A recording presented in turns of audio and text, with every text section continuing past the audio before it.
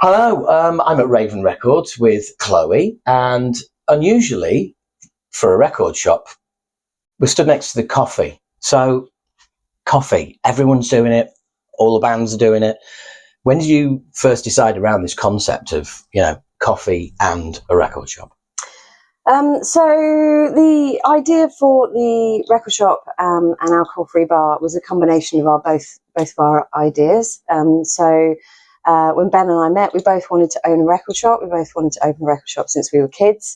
And Ben had the idea for the alcohol-free bar, and then the coffee shop kind of naturally evolved from that. We'd seen that lots and lots of bands now are doing band coffee, and we wanted to try and incorporate that into the shop as well. Yeah, that is band coffee, not coffee that is banned. Okay, just to be clear on that. So you've got Cannibal Corpse, Motorhead. Above us, slightly out of shot, is Testament and Guar as well. Now, I know they're from Concept Cafes. You are the only distributor of Concept Cafes coffee in the UK that I'm aware of? That's right? Correct, yeah. We're the only place in Europe that you can purchase. Oh, sorry, yeah. Europe? Yeah. Not just the UK? Not just the UK, yeah. Wow. Right, okay, that's amazing. So you can only get Motorhead coffee in the UK from you guys? That's correct, Sorry, yeah. Europe. And you've got your own brand of coffee as well? Yes, we do, yeah. And is it part that, I presume it's kind of expanding because everybody's putting coffee out. And I say everybody because, my band's got a new album coming out. We're going to be doing some coffee.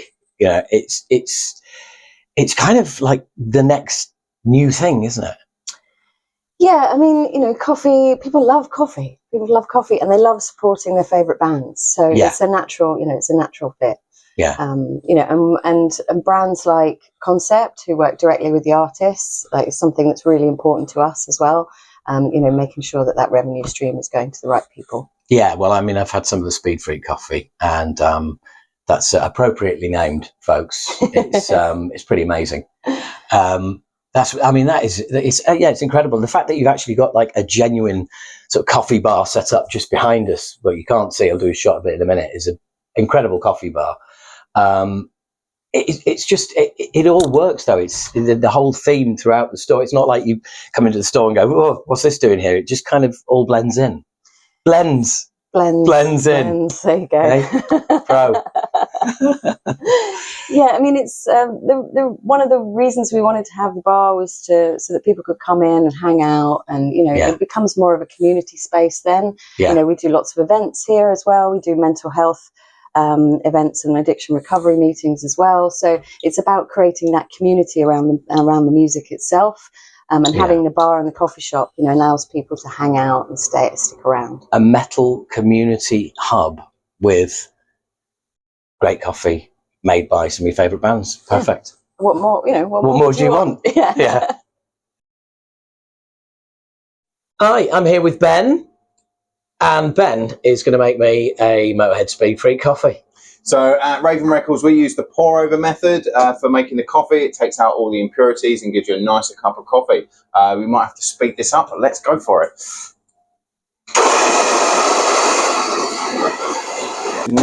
And then we use this pour-over method, which is dripping water through the middle of the filter, which draws down all the coffee into the cup, giving you a nice, smooth, dark, roasted coffee. Here we go. Takes around 5 minutes to make the coffee, but at the end of it, it gives you the best cup of coffee you'll ever drink. It won't take 5 minutes in this video, I'll tell you that.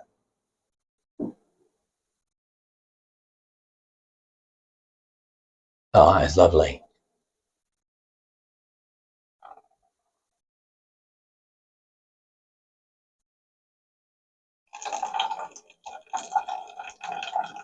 And as if by magic, right, coffee very nearly finished. I'm going to drink that, but before we do that, we're going to have a little look around the shop, if that's all right, Ben. Yeah, let's go. Right, okay. So come out of the bar. At the back here, so we've got the full alcohol-free bar, which contains all the spirits as well as the beers and the ciders. We've got a Guess 0.5 on at the moment. Coming in here, we have all the records. We've got a section of books on this side as well, and CDs. We also do colouring books and magazines. And if you join me further down this way, we've got a wonderful array of merch, all different bands, all different genres. We also have these Norwegian rap jackets, which include a Raven Records jacket. These are officially licensed jackets, and we're the only bricks and mortar shop in the world that sells these jackets. Wow, right. So it's not just coffee then? Not just coffee. You even do records? We even do records, yeah. We've got obviously the Iron Maiden Monopoly here. We've got some badges. We've got a nice array of puzzles. We've got loads of badges and pins as well. Everyone's after their jackets and making sure their jackets look good for the festivals and gigs at the moment. We also here at the front have the heavy metal family tree. This is from Banger Films, who made the documentary in, I believe, 2005 called Metal Headbanger's Journey. And signed by Sam Dunn himself. Signed by Sam Dunn as well. Number 413 of 666 copies. And then if I move this out of the way, because we're not quite open at the moment, we've also got the wonderful 18th century Bishop's chair here and the Heavy's headphones listening station, where we're the only place in Europe where you can test out Heavy's headphones as well. The best headphones for anyone that listens to heavy metal music. Well, I'm here with Ben and Chloe from Raven Records down in... Where are we? The Lucifer Lounge. The Lucifer Lounge. I was going to mess it up, so that's why you have to say it. And we've had a little look around upstairs. Now, what I wanted to do is just sort of talk to you about. It's not been a straight line getting here, has it? It's been, curved at best. Before you see the ex-Charlton Athletic groundskeeper and an ex-techno DJ. So explain yourselves. You can go first then, Chloe. You think of a way out of that. Yeah. I mean, owning a record shop had always been a dream for both of us as kids. Like, we both spent a lot of time as teenagers. Well, I certainly did anyway. You did, yeah. In record shops. I worked as a DJ when I was kind of between 16 and 22. I played clubs, free parties. I played Glastonbury. I did lots of things with that. Music always been a massive part of my life. My mother was a Northern Soul DJ, so I grew up with music was a big influence in my growing up life. Where am I going with this? Where are you going with this? Yeah, it's an interesting question. I got where you were going, which is and it's something that we can all identify with, and I can as well. I mean, I worked in a record shop while I was at school, illegally, I might add.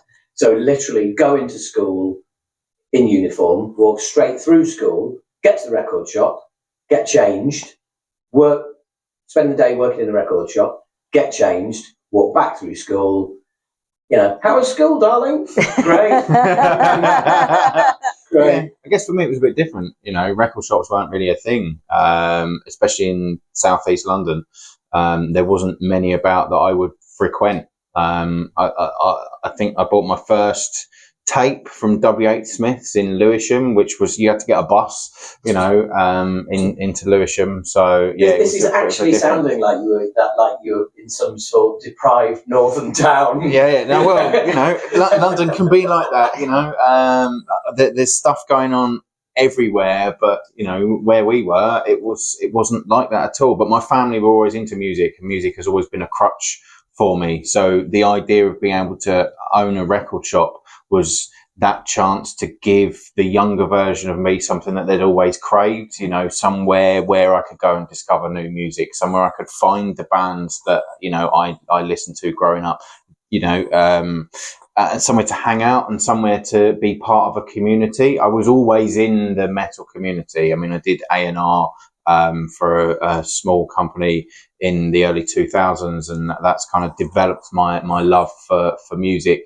And it's always been there, that love for music. Even when I was at the football club, I was listening to 8 to 10 albums a day, while I was cutting the grass, headphones on. I introduced, players and management staff at the football club to music. I lent my external hard drive, which had 320 gigs to Chris Powell, the manager at the time, which was brilliant. He did come up and whisper to me in the canteen, though, "Who are anal cunt?" Which I thought was brilliant. And then, yes, exactly. Yes, I had to kind of ask him that. But out of all the places that I worked, Chris Powell was amazing. And for the Christmas when everyone else was getting booze, I've actually got an autographed copy of a Metallica book signed by Chris Powell because he knew I didn't drink. So that was amazing, and he knew I was into heavy metal. So it was amazing to be able to experience that and be gifted that, one of my prized possessions. Well, mesh those two worlds. I'm a big football fan as well, and usually anybody involved in metal and sport doesn't really go together. Yeah, it's like, no, it's too mainstream. But so I totally appreciate that. And of course, Chris Powell going on to be part of the England setup on the Gareth Southgate. Yeah, and that's amazing. That really is. But I mean, I was a season ticket holder at Cheltenham Athletic from the age of 10.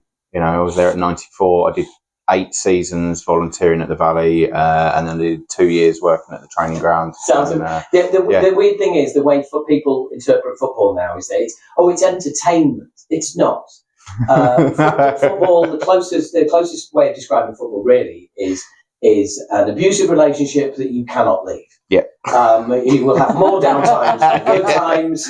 You're pretty much depressed all the time, and you can't get out of it. But music, even with the football, was something that I really dug into. I had a set playlist for games. When I worked there for the season when we won the League 1 with the most amount of points ever, I would actually listen to Deep Blue by Parkway Drive. Because I needed to arrive at the stadium when Set to Destroy came on, because that was my intent for the other team. Nice. Absolutely annihilate them. Yeah.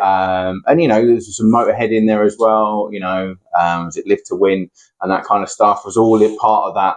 And I incorporated the music as part of my daily routine or my match day routine. Yeah. And that's something that, has always, it's always been that crutch for me, with my recovery, with how I am and how I process and express my emotions. Music and especially heavy metal music has always been there for me. Yeah, and it's funnily enough, I appreciate the connection with football as well, because the other way I say it's an abusive relationship is that the older you get, I'm a lot older than you, and after so many years, you also suddenly realise that as life changes, people come, people go. Some people can be your best friend for over a decade, and then then they sign for Chelsea. Or they get married. But you realise that one of the things that's always there, and throughout the years, is the football club. It's still there. Even bands come and go. You know, and that's this is rapidly becoming a football podcast. I will steer it away. But basically, the football club will always be there. Because members come and go, it's always being refreshed. It's constant. It's a bit like Kiss, basically. Yeah. It's the closest thing to a football club I can think of. All Kiss will be dead, but Kiss will still be going. Yeah. And Zoe, Zoe, who is she? Chloe. Thank you. It's all right. Don't worry. It's the CADHD. But thanks for the coffee. That has helped. Good. Otherwise, you'd be Bill, and you'd be Sarah.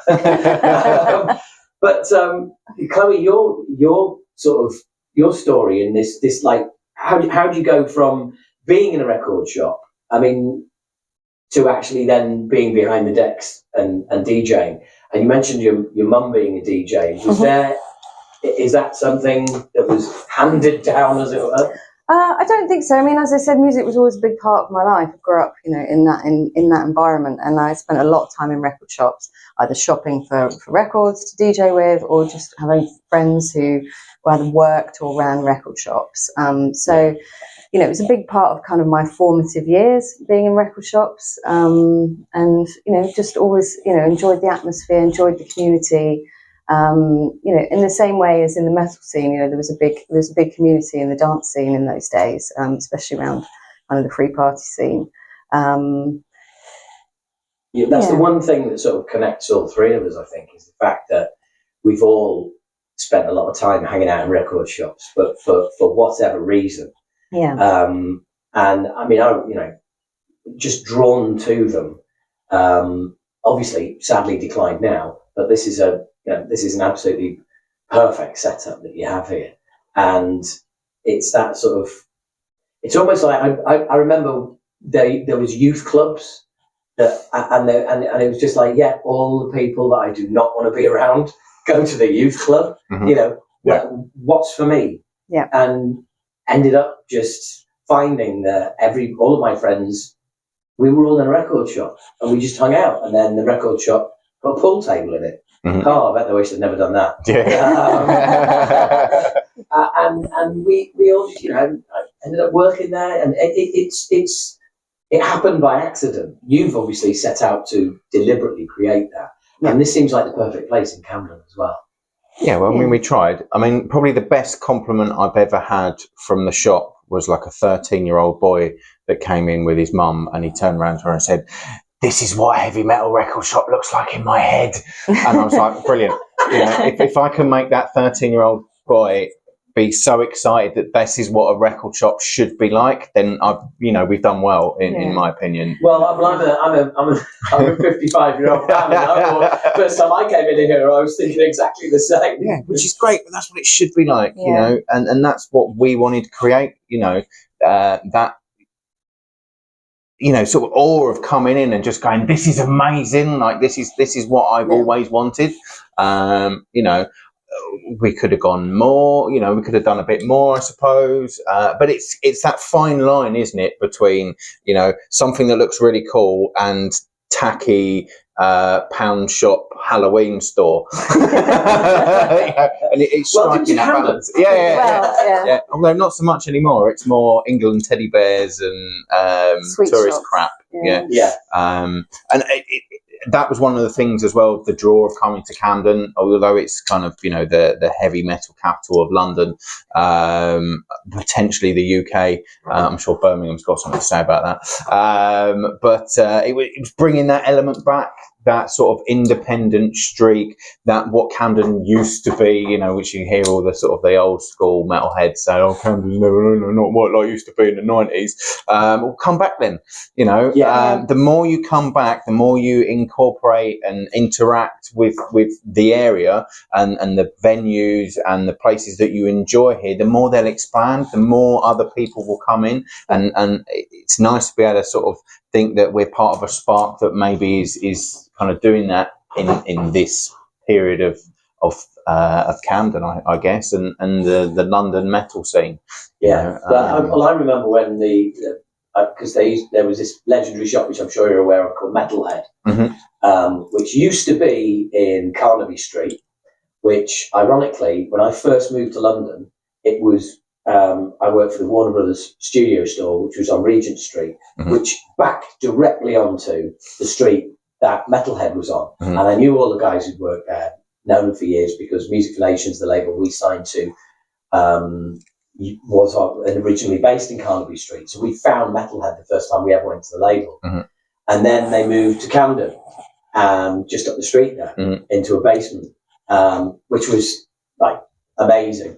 And that was my source of like what's new, what's interesting. I walk in and they go, "Right, hey, got some stuff for you.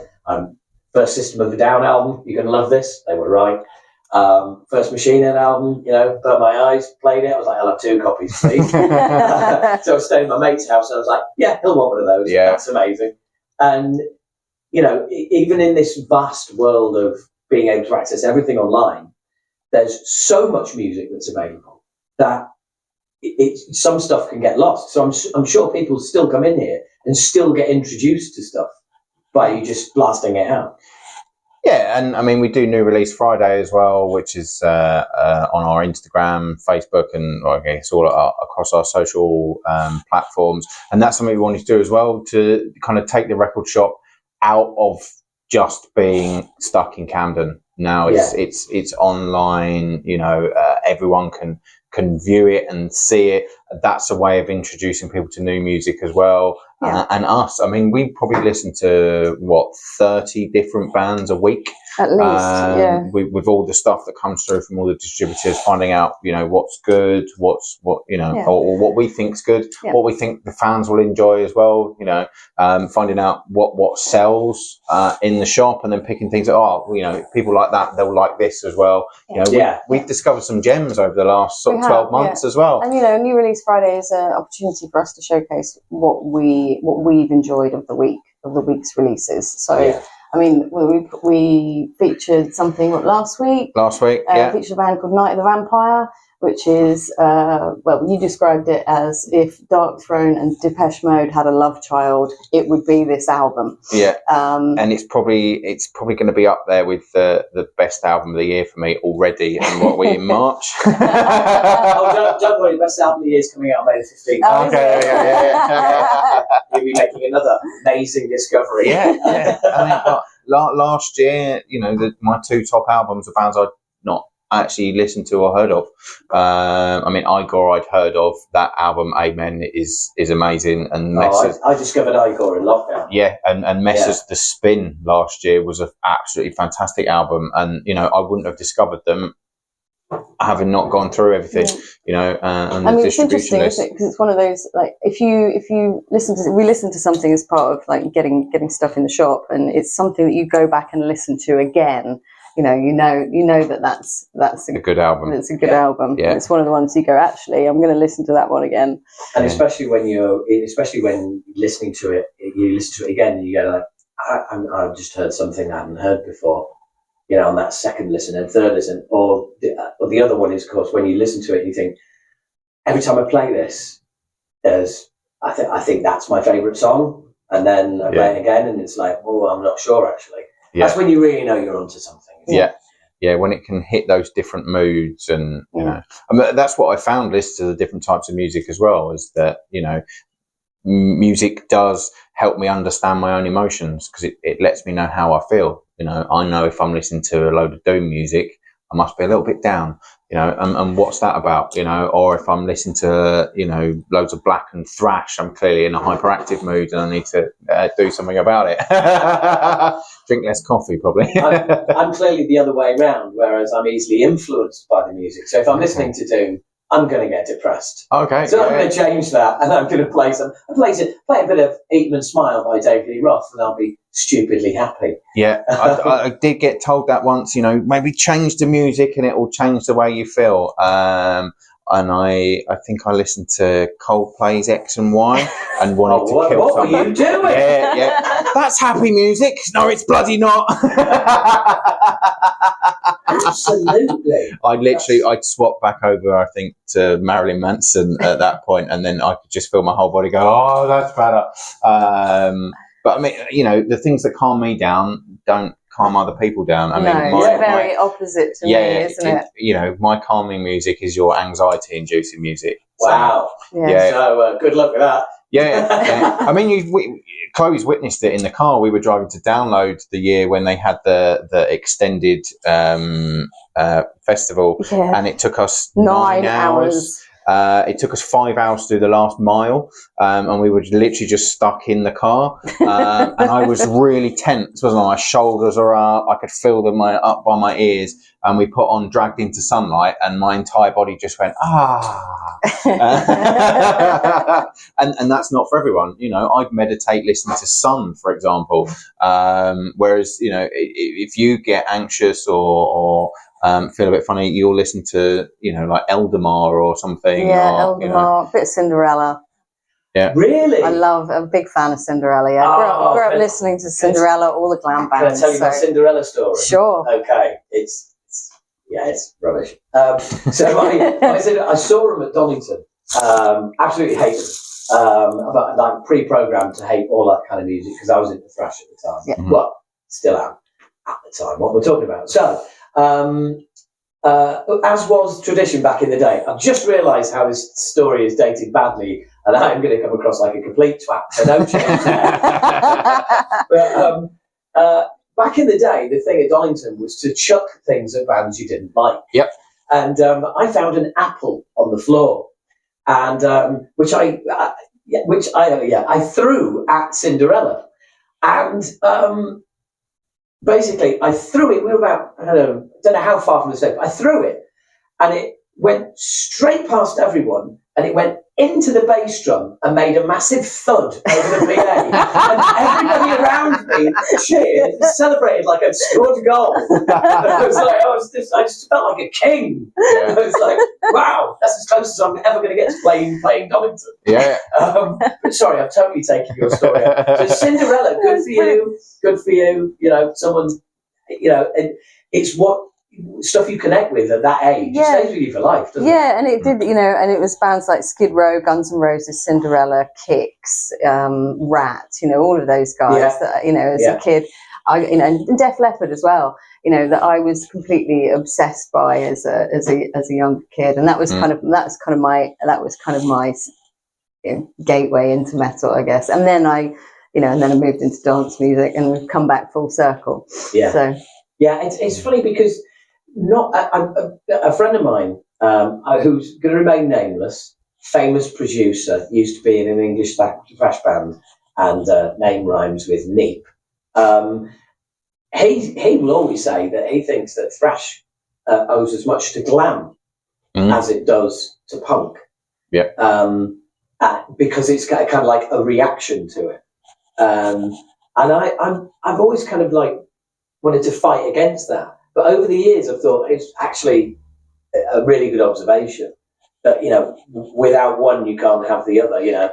If there's a heaven, there's got to be a hell. Yeah, that's the thing with metal. It's always that tug of war, that push and pull. I mean, black metal stemmed from, you know, the anti-death metal stuff, you know, because they all went on stage looking like they just got up, you know, in shorts and t-shirts and, you know, and trainers. And the black metal thing was about, no, you know, we need to have a stage presence and a persona, which is where all the corpse paint comes in, and the dressing up, and, you know, and it was anti-studio because, you know, all the death metal bands are going in high production, and, you know, so it was fighting against that. There's a great documentary on Amazon as well called Murder in the Front Row, which talks about the Bay Area thrash movement. Yeah. And actually the fact that they all had the wristbands on was because they were beating up all the glam fans and ripping up the back patches, taking them all off and using them as like badges of honor. So it's interesting how things have sort of progressed. Even the patch jackets, you know, that came from like World War II, didn't it? And the bikers. Well, the very French battle jacket. Yeah, I mean, I think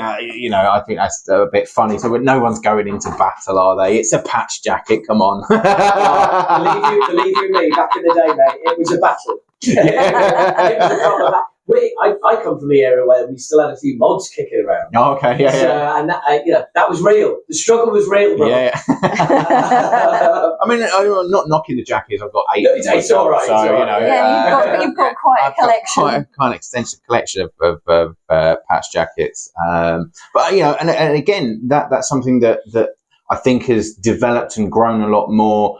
Now we stream a lot of stuff because a lot of the kids are basically putting their record collection on their jacket. You know, I've got this album and this album and this has one I like and this band I like, and you know, it works on that way as well. Yeah. Because whereas before we'd go out and, you know, this is my band because I've only got, you know, I've got all of their albums on vinyl or, you know, on CD, and this is the band I listen to the most because I've invested the most amount of money into it. Yeah. And now it's about investing time. But let's also remember that person with, like, you know, this is my band, and, you know, woe betide that band becoming successful. Oh, yeah. You have to get rid of all of that stuff. Yeah. Say, well, they used to be good. They were on the first 3 albums. They're shit now. Yeah, but you've done that. You've gone to gigs and gone, play the old stuff. Yeah. That was Am on 'em Off, actually, at the Roundhouse. Yeah. So, why am I the oldest man in the room? Why aren't they playing all the old stuff?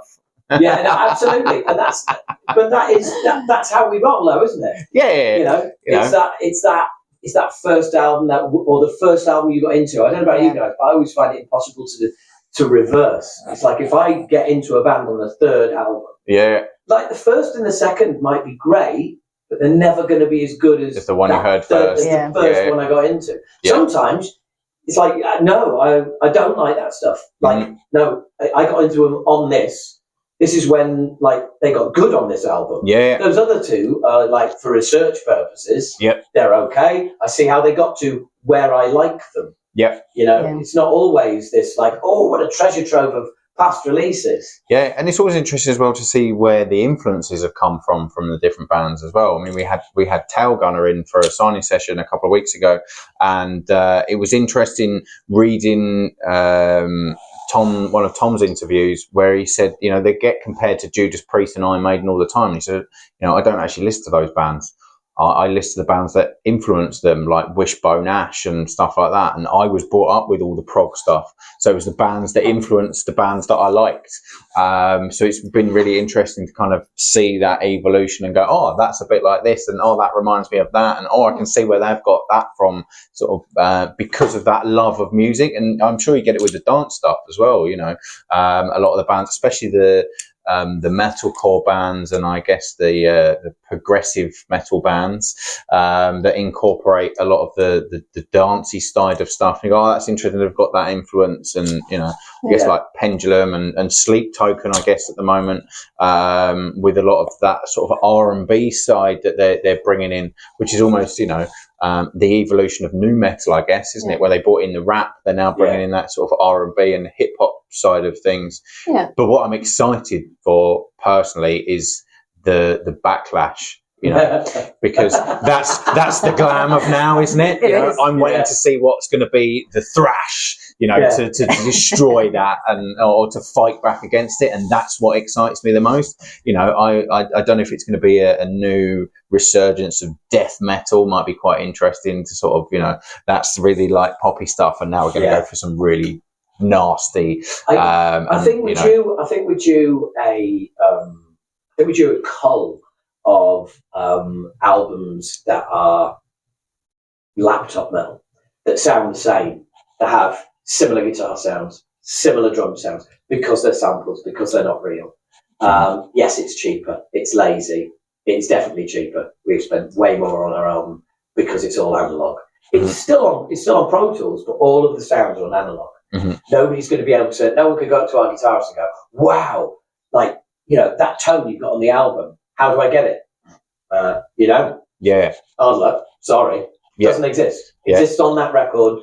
That's the only place. Yeah, which brings in that kind of black metal idea again, of getting away from the manufactured sounds and the overproduced stuff and the stuff that you can't replicate live. Yeah, and I think Korn are doing that now. I think on the latest album, they're actually recording it live. They're all going into a room together and playing it, which bands really stepped away from, didn't they, in the 90s? And back to the beginning, they're all in isolation booths, and the drummer does his bit on Thursday, and the guitarist does his bit on Friday, and no one's actually playing the album or the songs together. Yeah. And I think seeing that come back is fighting against that kind of concept and idea, and that's how things are evolving and changing, and I'm excited by that prospect that you're going to see a band now or listen to an album now and they're going to be able to replicate it live without having backing tracks and backing dancers and pyrotechnics, and because it's a big jump, isn't it, from a band playing the Dev to a band playing Wembley Arena. And you can't fathom sometimes how that small band can get to the kind of Wembley stage without all the production and stuff. So it's great to see the bands that are playing Wembleys go, actually, we wouldn't survive in the Dev. Yeah. If Korn or, whoever turned up in the Dev or the Underworld or, that just had to play live without all the fancy shit, could they even do it? Would they even sound the same? You'd be sitting there going, "This band's shit." The truth is, they sound vastly different because they wouldn't be able to use Pro Tools. Yeah, because they would actually have to have everything live instead of selecting what is live and what isn't. Yeah. And funny enough, you were saying about dance music. I mean, we're an old school thrash band, but we've got Jace Lewis producing our album, who did our previous album, who is himself comes from a dance and EDM background. Mm-hmm. So we're getting mixes at the moment, and he's dropping all sorts of little interesting little effects in there and stuff, and like sub bass and things like that you on, and it expands your musical landscape. Mm-hmm. You know, it opens your mind to sort of, oh right, yeah, that's an idea. Mm. You know, I come from the background of, like, you know, telling, right, this is what it should sound like, this is what we want it to be. Whereas I guess being older, you're a lot more open to stuff, and him saying, right, I'm going to put an intro on this song, and like, it's something I've always wanted to do. If you don't want to use it, fine. We're all like, sounds really good. You know, but I think that helps, and it's kind of weird if you two were to put a band together. it would kind of sound like that, kind of like, I get the feeling it would be sort of, you know, the sort of EDM dance influence. And also, it's like, yeah, well, I guess it would probably be something like Igor, wouldn't it? You know, it would be so absolutely batshit crazy that we'd just get influences from all over the place and go, that's what we like. But that's great, you know. That for me is exciting. Yeah, well, it's, you know, it's seeing that evolution. You know, things have to evolve. Like, the old stuff is great, and, like, you know, enjoy it, listen to it. If you love it, listen to it. Don't be ashamed of what you listen to. But, you know, things have to move on, and new things can be created. And, like, that's the exciting thing. Absolutely spot on. That's what, I know, I've said this 1,000 times, that's what killed thrash. It wasn't death metal, it wasn't grunge. It was its own failure to evolve. It was, every band's got a ballad, track number 2. Every band's got a song about Mother Earth is dying. It's just, and it went nowhere. And it just got superseded by all of these other genres, which were pushing the boundaries, doing different stuff. You know, every band you listened to was doing something interesting, whereas thrash just got really stale really quickly. And that's the perfect point, is that it has to evolve. Evolution is what it's all about. Funnily enough, the last time we saw each other was when you had Cryptic Shift in here. We did, yeah. What a shifting conversation that is. I mean, how many genres can one band bend into a 29-minute song? Yeah, the 29-minute song is brilliant. Yeah, absolutely. And but that's the whole key to, you know, is pushing what you do. And one thing I wanted to talk about before we finish was the fact that running a shop, for me as an observer, is like running a music venue. It's very, very, very similar. Crazy hours, really hard work. Financially, why do we do it? Lots of late nights, lots of pressure, all needless. Could walk away any minute, but you can't. Yeah, it's just, it's a dedication, and it's really admirable. That's what I'm trying to say. Is like, there's. But it has to be you have to have a passion for it. You have to love it. You have to enjoy what you do. We do have evenings when we go home and we cry into a pillow, or, you know, we scream into the void and go, why did we do this? But then there are other days which are just amazing. Which are amazing, where you come out of here just like lifted, because, you know, there's been walking on air. Yeah, I mean, there's you know, some comment. I don't know. There was a comment from a young lad the other day saying, you know, I watch your new release every Friday, and I've learned so many new bands because of it. You know, or, you know, there's been so many things like that. We've had a band in doing a signing, and you've seen people come in and, like, physically, like, they're completely overwhelmed because they've met their heroes, in fact.